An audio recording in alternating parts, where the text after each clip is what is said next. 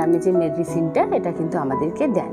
আর কালকে যখন তুতাই পটি করছিল সেই লক্ষণগুলোই আজকে আমি আপনাদের সাথে শেয়ার করব।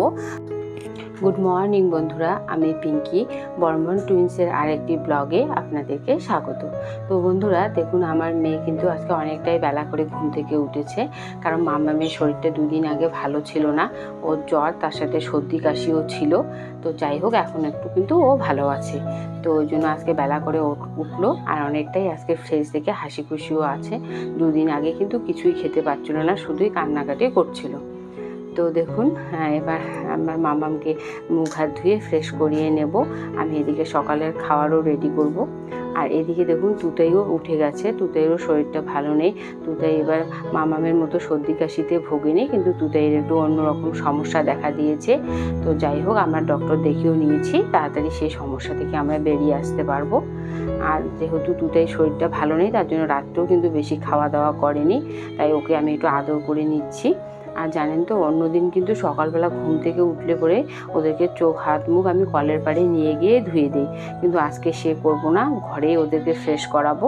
আর সবার প্রথমে ওদের মুখ হাত ধোয়ালে কান্নাকাটি শুরু করে দিবে, তো সেই জন্য কিন্তু আমি ওদেরকে একটু খেলতে বসিয়ে দেবো।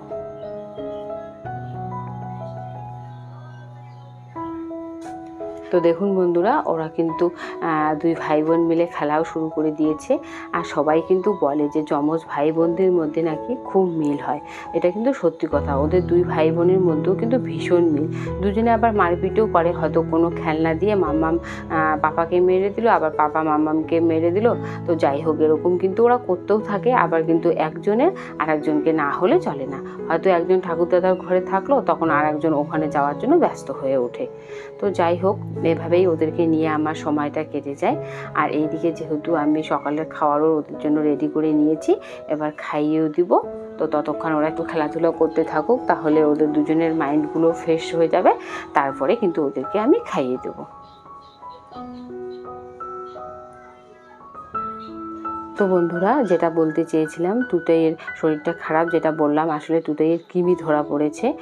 ওর পটির মধ্যে আমি কৃমি দেখতে পেয়েছি। সেই কৃমি নিয়ে আমি ডাক্তারবাবুর কাছ থেকে যা যা জানতে পেরেছি বা যা যা সাজেশন পেয়েছি, সবটাই কিন্তু আমি ভিডিও শেষে ডিটেলসে আলোচনা করব। তো আপনারা কিন্তু স্কিপ না করে ভিডিওটি অবশ্যই দেখবেন, আশা করব মায়েদের ভীষণ কাজে লাগবে। তো দেখুন, এদিকে আমি ব্রাশ করেছি ওদের সামনে, সেটা নিয়ে দুই ভাই বোন কান্নাকাটি, ওরাও ব্রাশ করবে। তো ওদেরকে তো ব্রাশ এখনও কিনে দেওয়া হয়নি, তো ফিঙ্গার যে ব্রাশগুলো পাওয়া যায় বাচ্চাদের, সেগুলো ওর বাবা অর্ডার করেছে, এখনও আসেনি। তো আমি ওই জন্য ওদের আঙুল দিয়ে একটু ব্রাশ করিয়ে দিলাম। মানে ছোটোদের বায়নার আর শেষ থাকে না, আমি যা করব ওদেরকেও সেটাই করিয়ে দিতে হবে। তো যাই হোক, দুই ভাই বোনকে এভাবে আমি খেলার ছলে ব্রাশ করিয়ে দিচ্ছি। এখন তো বড়দের ব্রাশ দিয়ে ওদেরকে ব্রাশ করাতে পারবো না, তাই এইভাবে ওদেরকে মন ভোলানোর জন্য কিন্তু একটু আমি চেষ্টা করলাম। তো বন্ধুরা, সকাল থেকে তো ভিডিওটি সেভাবে কন্টিনিউ করা হয়নি। আপনাদেরকে তো বলেইছি যে তুতাইয়ের শরীরটা খারাপ, আসলে তুতাইয়ের কৃমি হয়েছে। কালকে যখন তুতাই পটি করছিল, ওর পটির মধ্যে কিন্তু আমি কৃমি দেখতে পাই। তারপর ওর বাবাকে যখন বললাম, ওর বাবা বললো যে তাহলে ডাক্তারবাবুর কাছে যাওয়া যাক। তারপর তুতাইকে যখন আমরা ডাক্তারবাবুর কাছে নিয়ে গেলাম, ডাক্তারবাবু সবটা শুনে আমাদের কিন্তু এই নেমোসিট নামে যে মেডিসিনটা, এটা কিন্তু আমাদেরকে দেন। আর এটা একটা 10 ml এর বোতল। এটার খাওয়ার কিন্তু একটা নিয়ম উনি বলে দিয়েছেন, এটাকে 2 ভাগ করে নিতে হবে। 5 ml আগে দিতে হবে, যেদিন আমি 5 ml দেব তার 14 থেকে 15 দিন পরে কিন্তু বাকি 5 ml দিতে হবে। তো এইভাবেই কিন্তু উনি এই ওষুধটা খাওয়াতে বলেছেন। আর আমি তুতাইকে কিন্তু যে প্রথম 5 ml সেটা দিয়েও দিয়েছি, এখনও বাকি যে 5 ml সেটা এখনও দেওয়া হয়নি, এটা আমি 14 দিনের মাথায় কিন্তু ওকে দেব। এরপর আমি ডাক্তারবাবুকে বললাম যে ডাক্তারবাবু, আমি তো তুতাইয়ের পটিতে কৃমি দেখে বুঝতে পারলাম যে ওর কৃমি হয়েছে, আর আমার যেহেতু টুইন বেবি, তো ছেলের যেহেতু হয়েছে তাই মেয়েরও হওয়ার একটা চান্স থেকেই যায়। তখন কিন্তু ডাক্তারবাবু আমাকে কৃমির কতগুলো লক্ষণের কথা বললেন।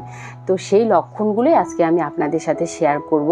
তো আশা রাখবো এই ভিডিওটি মায়েদের কিন্তু ভীষণ কাজে লাগবে। যেমন উনি প্রথম যে লক্ষণগুলোর কথা বললেন, যে বাচ্চা একদমই কিন্তু খেতে চাইবে না, মানে কৃমি হওয়ার পরে কিন্তু বাচ্চা খেতেই যাবে না, ওদেরকে জোর করে খাওয়ালে কিন্তু বমি করে দেবে বা সারাদিন একটা বমি বমি ভাব থাকবে। এছাড়াও কিন্তু ওরা আগে যেরকম অ্যাক্টিভিটি করতো সেরকম করবে না, ওদের মধ্যে একটা দুর্বলতা ভাব চলে চলে আসবে, ঝিমিয়ে পড়বে। এছাড়াও কিন্তু পাতলা পায়খানা হবে, ডায়রিয়ার মতো সমস্যাও কিন্তু হতে পারে। আর তারপরেও উনি বললেন যে অনেক সময় দেখবেন যে ওদের মলদ্বার আছে সেখানে কিন্তু চুলকাবে বা বারবার ওই জায়গাটার মধ্যে কিন্তু হাত দেওয়ার চেষ্টা করবে। তুতাইয়ের সাথে কিন্তু কয়েকটা লক্ষণ মিলেই গেছিলো। তারপরে যখন আমি ডাক্তারবাবুকে জিজ্ঞাসা করলাম যে কৃমি থেকে কি ভয়ের কি কোনো কারণ আছে, তখন কিন্তু উনি আমাকে খুব ভালো করে বুঝিয়ে দিলেন যে কৃমি থেকে ভয়ের যে খুব বেশি কারণ তেমনও না, আবার আমরা যদি কৃমিটাকে সেভাবে গুরুত্ব না দিয়ে থাকি তাহলে কিন্তু ভয়েরও কারণ আছে। কারণ যেহেতু কৃমি পেটে থাকে বাচ্চাদের, আর তার ফলে কি হয়, বাচ্চারা যা খায় তার বেশিরভাগ পুষ্টিগুণই কিন্তু কৃমি নিয়ে নেয়। তো তার ফলে বাচ্চারা অপুষ্টিতে ভোগে, আর দীর্ঘদিন যদি বাচ্চা অপুষ্টিতে ভুগতে থাকে তার ফলে কিন্তু বাচ্চার অ্যানিমিয়ার মতো সমস্যাও কিন্তু দেখা দিতে পারে, আর বাচ্চারা সবসময় দুর্বলতা অনুভবও করতে পারে। তো সেই জন্য কিন্তু কৃমি হলে পরে তড়িঘড়ি কিন্তু আমাদের ডাক্তারবাবুর সাজেশান নেওয়া ভীষণ দরকার। শেষে আমি ডাক্তারবাবুকে বারবার জিজ্ঞাসা করছিলাম যে ডাক্তারবাবু, আমি তো বাচ্চাকে যেভাবে রাখতে হয় সেভাবেই রাখি, যতটুকু মেনটেন করার আমি করি, তো আর কি মেনটেন করলে পরে বাচ্চাকে আমরা কৃমির হাত থেকে রক্ষা করতে পারবো। তখন কিন্তু ডাক্তারবাবু যে কথাগুলো আমাকে বললেন সেগুলো কিন্তু ভীষণ ইম্পর্টেন্ট। কারণ আমরা মারা কিন্তু প্রত্যেকেই চাই বাচ্চাকে খুব ভালোভাবে পরিষ্কার পরিচ্ছন্ন রাখবো, তবুও কিন্তু দেখবেন ছোট ছোট ভুলের থেকে কিন্তু আমাদের বাচ্চারা কৃমিতে আক্রান্ত হয়ে যায়। তাই আমি যে ডাক্তারবাবুর কাছ থেকে যে যতটুকু জানতে পেরেছি সেটাই আপনাদের সাথে শেয়ার করছি। যেমন ডাক্তারবাবু আমাকে প্রথমেই বলেছিলেন যে তুতাইয়ের যেহেতু 1 বছর বয়স হয়ে গেছে, তাই ওকে তো আর কোনো একটা জায়গার মধ্যে সীমাবদ্ধ রাখা যাবে না, আমাদের হয়তো মেঝেতে ওকে ছেড়ে দিতে হবে। তো যেই মেঝেটাতে আমরা ওকে ছাড়বো সেটার জন্য প্রপার পরিষ্কার পরিচ্ছন্ন থাকে। এছাড়াও ওরা যখন হামাগুড়ি দিবে বা হাঁটবে তখন কিন্তু নানান জায়গা থেকে জিনিস কুড়িয়ে খেতে পারে। এই জন্য ডাক্তারবাবু বারবারই বলেছেন যে দিনে অন্তত 3-4 বার হলো সাবান দিয়ে হাত ধুয়ে দিতে। আর যদি আমরা সেটাও করতে না পারি তাহলে কিন্তু সুতির যে কাপড় আছে সেটা ভিজিয়ে নিয়ে কিন্তু হাত পরিষ্কার করে দিতে বলেছেন। আর আরও দেখবেন যে বাচ্চার একটা সবথেকে বড়, ওরা সবথেকে বেশি এটা করে থাকে যে হাত চুষতে থাকে বা পায়ের বুড়ো আঙুল চুষতে থাকে, যেটা কিন্তু আমার তুতাই খুব বেশি করে। আমি ওকে অনেকবারে বাধা দেই কিন্তু তবুও কিন্তু হাত মুখে দেবেই। তো ডাক্তারবাবু এইটাই বললেন যে যতটা পারবেন যাতে হাত মুখে না দেয় সেই দিকটা কিন্তু লক্ষ্য রাখবেন। আর বাচ্চার নিয়ম করে কিন্তু নখ যাতে এক ফোঁটাও বড় না হয়, যখনই নখ বড় হয়ে যাবে তখনই কিন্তু খুব ভালোভাবে বাচ্চার নখ কেটে দিতে উনি বলেছেন। এছাড়াও আমরা তো যে খাবারগুলো বাচ্চাকে দেব সেগুলো যেন খুব ভালোভাবে সেদ্ধ করে ওদেরকে দেই। আর জল যখন দেব সেই জল কিন্তু কমসে কম উনি 10 থেকে 15 মিনিটের মতো ফুটিয়ে নিয়ে সেই জল ঠান্ডা করে তারপরে কিন্তু দিতে বলেছেন বাচ্চাকে। আবার অনেক সময় দেখবেন যে আমরা টাইম কলে জল দিয়ে বাচ্চাকে যখন স্নান করাই সে পাইপের মধ্যেও কিন্তু নোংরা থেকে যায়, তো সেই নোংরা থেকেও কিন্তু বাচ্চাদের মধ্যে কৃমির সংক্রমণ হতে পারে। তাই আমরা যখন যে জল দিয়ে বাচ্চাকে স্নান করাবো সেই জলটা অন্ততপক্ষে কিন্তু খুব ভালোভাবে দেখে নিতে হবে, বা যদি ভালো জল পাই বা ফিল্টার জল দিয়ে যদি বাচ্চাকে স্নান করাতে পারি তাহলে কিন্তু খুব ভালো হবে। এটাই কিন্তু ডাক্তারবাবু বলেছেন আমাকে। এছাড়াও বাচ্চাকে সবসময় পরিষ্কার পরিচ্ছন্ন জামা কাপড় পরাতে হবে। আর যখনই আমরা বাচ্চাকে মেঝেতে ছাড়বো কোনো সময় কিন্তু ওদের খালি গা বা প্যান্ট ছাড়া যাবে না, সবসময় ওদেরকে প্যান্ট পরিয়েই রাখতেই কিন্তু বলেছেন। আর দেখবেন অনেকেই বলে থাকেন যে ঘরোয়া কতগুলো টোটকা ব্যবহার করলে বাচ্চারা কৃমি থেকে রেহাই পায়। তো আমি কিন্তু সেরকম কোনো ঘরোয়া টোটকা বাচ্চার ক্ষেত্রে অ্যাপ্লাই করিনি, কারণ তুতাইয়ের বয়স যেহেতু সবে 1 বছর। অনেকে বলে থাকেন যে তেতো খাওয়ালে কৃমি হয় না, জোয়ান খাওয়াতে পারেন তাহলে কৃমি হবে না।